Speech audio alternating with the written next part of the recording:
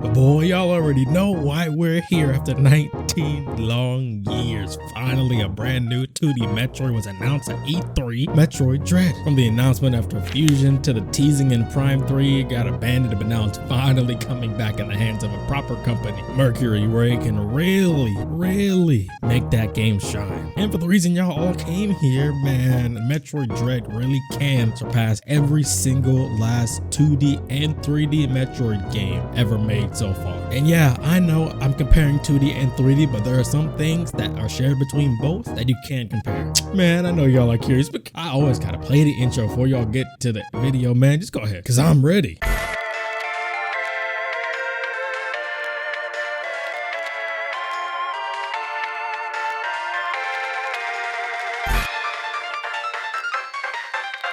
Now, one thing that Metroid is extremely good at is setting the stage of the game itself. And given that nature, it's always been really good at establishing that futuristic, alien, foreign vibe to it. Almost like you're in an alien movie pretty much. But I gotta say, the name doesn't do it justice. The different components that go into making that name really speak loudly absolutely pop off. And I just gotta say, I absolutely love the feel of the tone and atmosphere in the game that really just make it like, hey, the name is a name for a reason. The sound design with the natural sound effects of the water dripping, the slight gusts of winds, the giant bellowing fans, the alarms, the kind of radar beeps in the background, and the really unsettling or eerie music and the way they utilize the subtle pianos, the bells, the slow strumming of the cellos to give that deep, gorging, bellowing type sound effect, the whistles and other small chords that mainly support the natural sound effects rather than swarm the ambiance of it. And handling it like this allows for when things actually level up, when the music around it swells, you can still hear it supporting in the background. So the sound effects go from being supported by the music to supporting the music. And best of all, the sound effects of the enemies are just absolutely incredible. Like, just listen to it.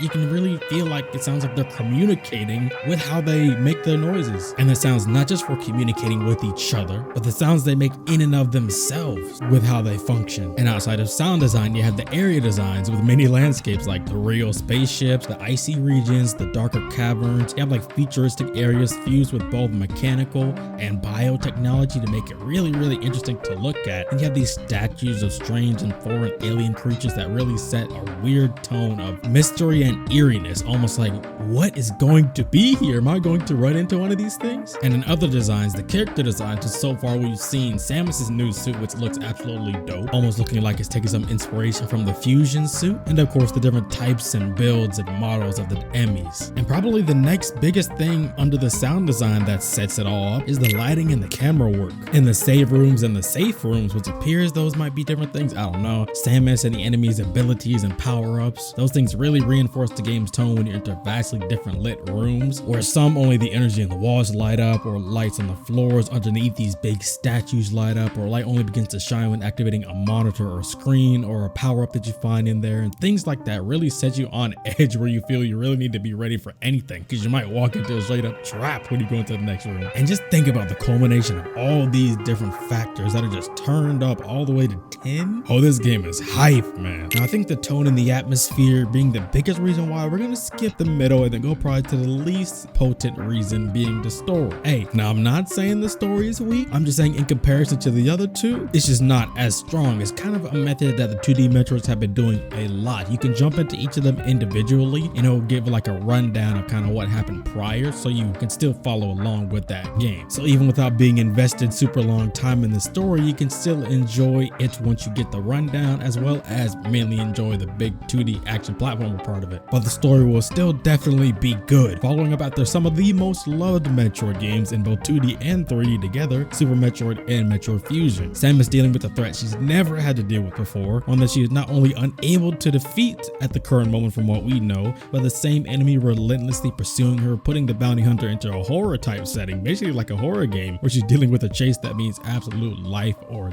death and she can't do anything but evade. But the most interesting thing in the development history section, and the producer Sakamoto Yoshio says that this game will feature the end to a saga. Meaning what, you ask? Well, I'm gonna touch more on that later. And the next most impressive thing, which is what we all come for in a game, is the gameplay. And the gameplay in this looks so promising while still being new, while also being true to Metroid. In its mobility, you have the general run speed, you have wall jumping still, you have wall climbing with a special ability that you get later on in the game. You can still have the different types of missiles. You have a red dot sight on your weapon now, on your arm cannon. You have a special camouflage ability that you could use to hide from some certain types of enemy. And the melee counter from Metroid Fusion comes back, baby, yeah. Except you can still keep moving with it, so you have a nice, smooth, just run forward and counter. And the fact that the enemy are just such strange new creatures throughout the game, there's so many potentially new things that you could do to be able to circumvent them. And who knows if she'll even be able to destroy any one of them at any point in the game. Or maybe in a situation where the Federation knows about the camouflage tech,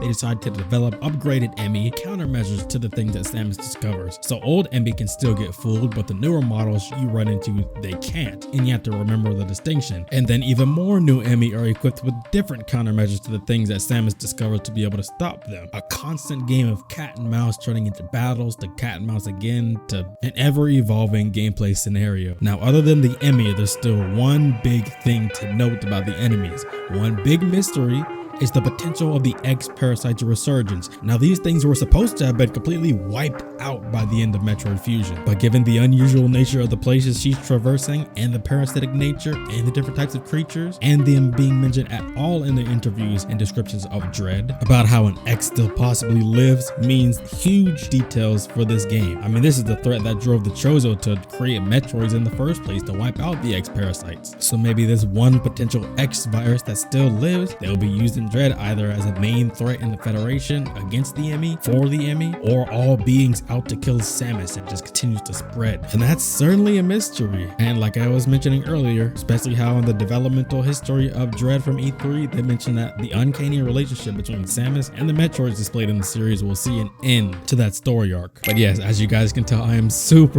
excited about this. I really can't wait. And it's coming out October 8th this year. Best believe day one, I'm gonna have that stream for you guys. Link in the description, twitch.tv/meta_J. Whether I'm streaming it only on Twitch or both on YouTube and Twitch, I don't know. Y'all just have to follow over there and see. Anyway, thank you all for watching. If you made it this far into the video, please, when you comment below, whatever you want, attach to the comment hashtag Samus returns again, so I know who exactly made it to the end. Yeah, I've been watching y'all. Thank y'all for coming out. Appreciate it. You have a good one.